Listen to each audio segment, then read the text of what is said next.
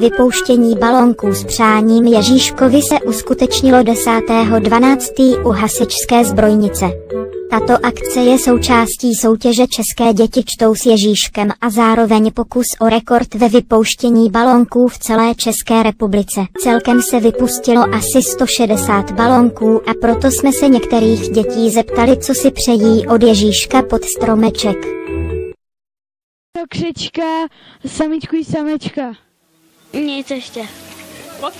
Fon. A to je všechno asi. Nepsal jsem si o baboušku. Zanedlouho se z rádia Frekvence 1 ozvalo odpočítávání 3, 2, 1, teď. Vypusťte balónky. A všechny balónky už mířily s přáníčkem od dětí k Ježíškovi.